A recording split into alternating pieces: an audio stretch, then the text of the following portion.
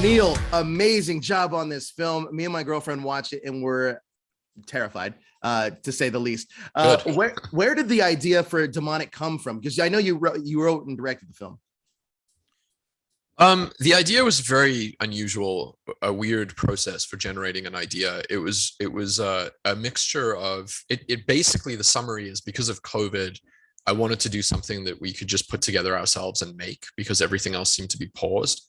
Sure. And so I always wanted to make my own small horror film. Like I love Paranormal Activity and Blair Witch Project. So it was sort of inspired a little bit by those, but I also had these other elements like volumetric capture, which looks like the simulation stuff in the movie. And when you combine demonic possession or these kind of horror tropes like demonic possession with something like virtual reality, the film kind of becomes a merging of those two things, and it just sort of arose from the combination of those.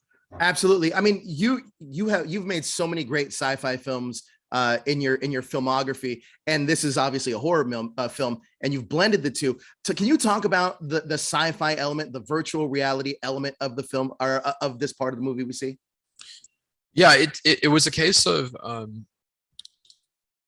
there's the process called volumetric capture, which is an unusual computer graphics way of capturing actors in 3 dimensions that isn't really in the mainstream yet in terms of film production. I think it will be at some point, but it would be kind of like motion capture, 15 or 20 years ago. So I always wanted to use it, and we actually have our experimental studio, Oat Studios, where it would have been perfect to have used it in there, which is what I was actually thinking. And it would, it would become like a short film or a YouTube video. And then when the pandemic hit and this idea of wanting to make a film because I didn't want to not work, it felt like, why don't I dust that idea off and use it in a feature idea more than in a different application. So the VR element kind of arose from, well, how would I use volumetric capture? And because it's glitchy and new, it's very early technology and the resolution is low, how would I justify that to the audience? And so it felt like if it was a prototype piece of technology that a lab was kind of experimenting with, it would justify for the audience that it looked the way that it looked, because we couldn't get it won't look better than that for right. like a few years. Yeah. That's interesting. I've never heard of a volumetric capture. Capture. I've never heard of that before. Because I was going to ask you, was that rotoscoping or what it was? But that's so fascinating to me. Yeah. People often with me, they make the connection with this movie to A Scanner Darkly. Yeah, absolutely. Yeah, which is rotoscoping, entirely. But this process is completely different. It's actually it's totally 3-dimensional video. So, and it's running inside a game engine. So, oh wow. Yeah, you could actually watch those scenes in VR with a headset if you wanted to, or if you had a mouse and keyboard, you could move around the scene like in Call of Duty. Wow! Whoa! Yeah. So is this going to be like the future of where our immersive experience with the theater experience and the VR experience? Yeah, I think for sure volumetric capture is going to play a massive role in that, because it's the 3-dimensionalization of your actors.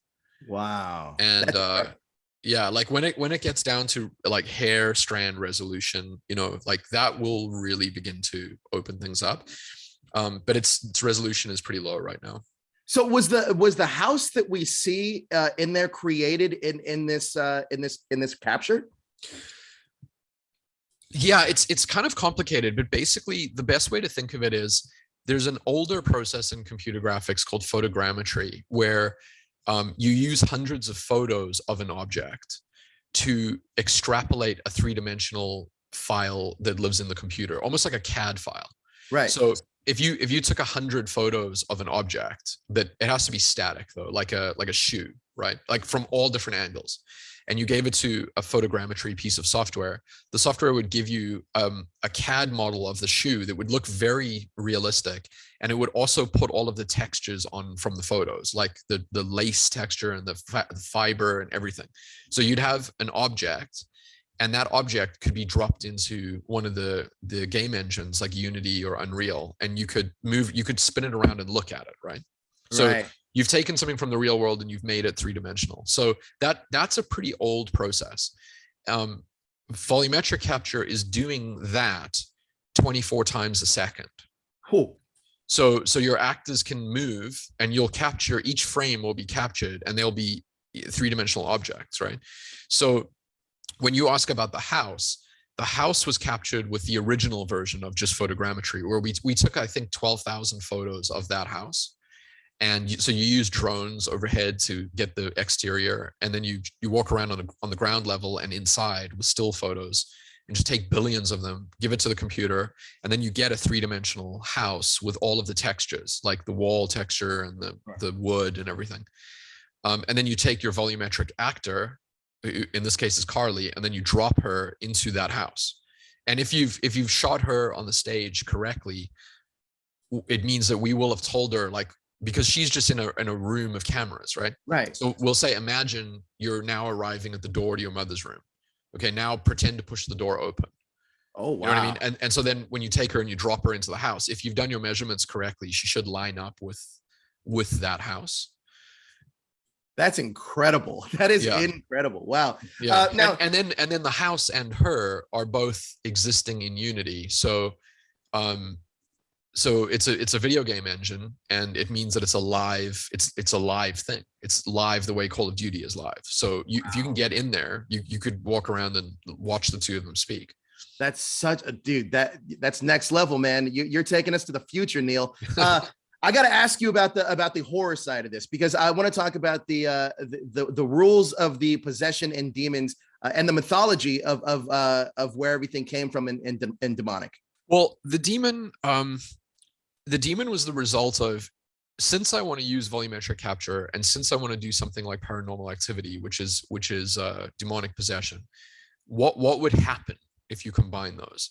Sure. And so the idea was, maybe you could use VR in the story, where a person who's in a coma could be able, because their mind is active, could be able to get out into a virtual environment and walk around.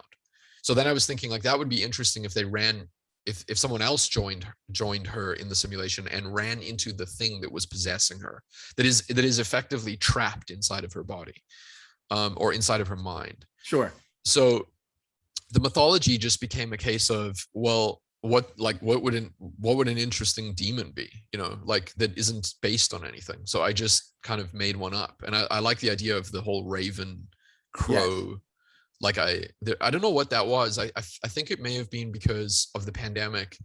I was looking at a lot of imagery of, have you ever seen those medieval plague mosques? Oh yes. Yeah. With the bills. Yeah. And I think I was playing with that idea, and it kind of turned into a beak or something. I'm not sure exactly how the raven came to be, but yeah. So then it was like, the other thing that was important was that however it possesses people, I wanted it to do it on a very specific piece of land. So that it kind of hangs out there, and then it waits for someone to walk through. And then if it possesses them, and the Vatican wants to exorcise the person, they can't get it out unless that person is on the same piece of land. So I just was kind of making it up, really.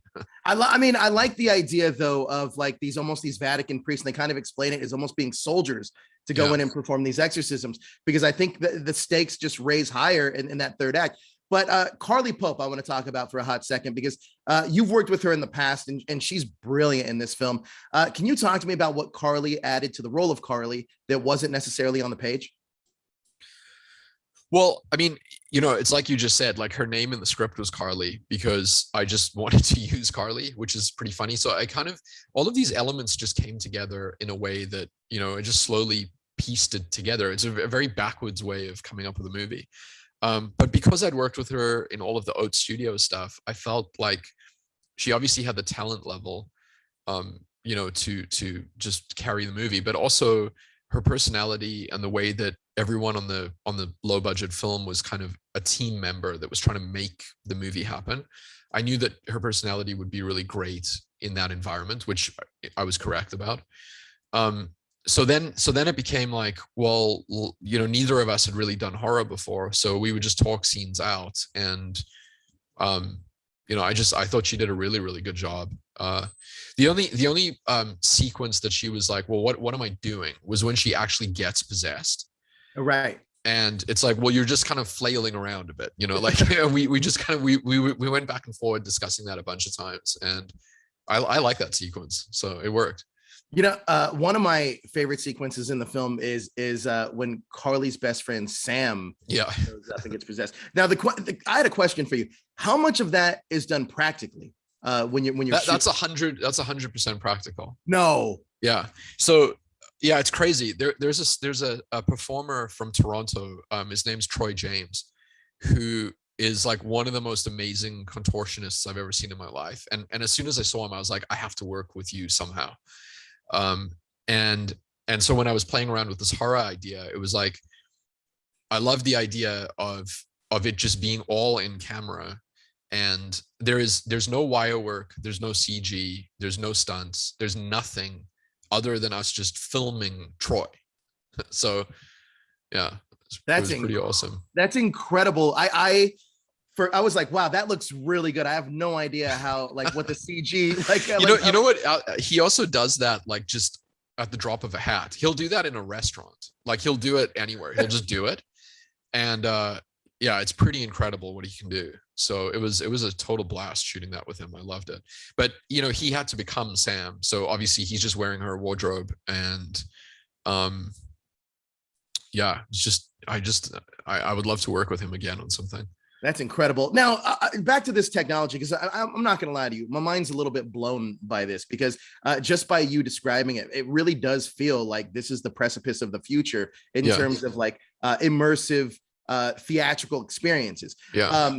Can you talk about a little bit where you think because look, the theater experience, especially in COVID, has taken a huge hit. Do you think where the direction of theaters in general are headed? And films in general, I guess. I think theaters in future don't necessarily have like I think volumetric capture is a very separate thing. I think that movie theaters, I obviously I have no idea. I don't have a crystal ball, but my instinct is that there'll be bigger movies in theaters that there are fewer of.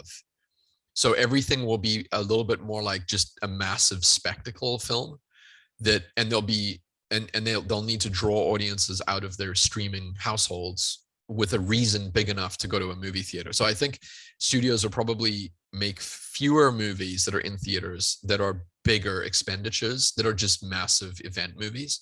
Sure. And I think so they're like character nuance and stuff will probably begin to, I don't know, like, well, it's more about spectacle really, but you streaming will be where complex stories will be, and I think they'll continue to just diverge like that. It's almost like you can think of it almost like a theme park, I guess. Yeah. Absolutely. Now, volumetric capture. Do you think you'll be using this technology more throughout more of your films as we go forward? I mean, I would love to, as long as I can justify how to do it, because as the technology gets better, as the resolution increases, it'll just be like more and more opportunities. I really wanted to use it, and I wanted to use it because it's so new, and I knew where it will go, but it's hard to figure out exactly how to use it. Like I was saying, unless you can justify the glitchiness within the story, or the audience would reject it. Like if you just did visual effects that look like that, they'd be like, "What the hell is this?" Sure. So it has to have, yeah, it has to be embedded into the story. So I would have to figure out a second way to do that, or make a sequel to this, I think, in order to be able to use it more. Now, last question I have for you is, look, I think that District 9 is one of the best sci-fi movies ever created, straight up. Awesome. What's any updates on District 10? I mean, the way I think of District 10 is just that it's in the relatively near future, and I want to make it. It just may be a film or two behind, but it's like it's definitely there. And I mean, I love where the script has gone, and it seems I just want to get it right. Well, look, I can't wait because I want to see it. So whenever it's ready, I can't wait to see District 10. Neill, I love demonic. And let me tell you, this new technology, I think I had no idea. Like, thank you for educating me on that. So I appreciate it, man. I appreciate it. Thank you very much. Yeah, thank you.